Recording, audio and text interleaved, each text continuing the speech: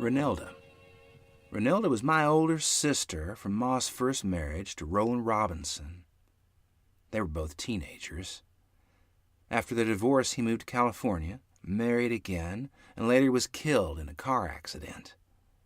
Mother moved to Whitso, Utah, with her family. When I was old enough to realize she wasn't living with us, I'd asked where she was.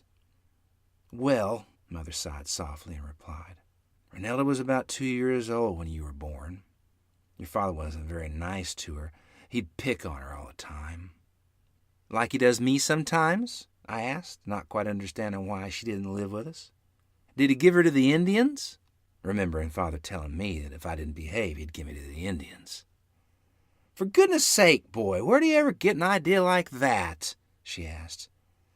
"My folks came to see you after you were born, and they seen how rotten your pa treated Ronelda, so they decided to take her back home with them." "Did you feel sad?" I asked, kind of wishing I had an older sister to play with at times. Tears sprang up in Ma's eyes. "I felt really bad about it, but I knew it'd be good for her. Your Aunt Elsie died a year before you were born, and they were grieving terrible, so things have worked out for the best, I guess." Her words trailing off into a whisper. "Father's not nice to me. I was thinking it over. People who get drunk are bad sometimes, but Father doesn't drink or smoke, and he can be awful ornery," I complained. "Can I go live with Ronelda sometimes?" "No," Ma replied. "I need you here to help me. Your pa's gone more often than not. I don't know what I'd do without you."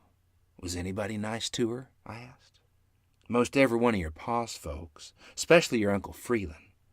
He played with her a lot. He'd always tell your pa off if he was treating her mean," she replied. "Like he does me," I said, and I scurried off along to do my chores, all the time wondering if I'd be better off with Ma's folks. I knew darn well I didn't want to end up with the Indians. During that time, 1918, 1919, a major flu epidemic was in full force worldwide. I often heard Mother and Grandmother Barney talk about it. "Glad you weren't hit so hard with the awful flu. Seems like half the town was down with it," Grandmother said. "Probably because Afton keeps me and the kids living like Indians on the homestead," Mother replied. "Gets awful lonesome out here. They asked our church not to go to our meetings. That flu's said to be statewide," Grandmother continued. "The church members in Salt Lake were even asked not to go to President Joseph F. Smith's funeral." "Stay away from our prophet's funeral?" Mother exclaimed. "Oh, it must have been really spreading." "It's hard to believe. They were losing a lot of babies and soldiers," Grandmother said. "Afton said there's a lady in Escalante area that never got it. Not her or her family. He says it's because of the onions they were constantly eating," Mother said. "Well, you can sure still smell onions a block from her place," Grandmother said, breaking into a chuckle.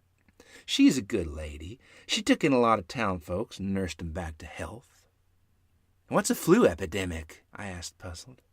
"You don't want to know," Grandmother replied emphatically. "You don't want to know." But I did find out later what an epidemic was, and Grandmother was right to say I didn't want to know, because it was devastating. Footnote: the 1918 influenza epidemic is the most severe pandemic in modern history. Nobody knows where it began, but it was first identified in the United States in military personnel in the spring of 1918. It is estimated that 500 million people, a third of the world's population, was infected. At least 50 million people died worldwide, including 675,000 in the United States.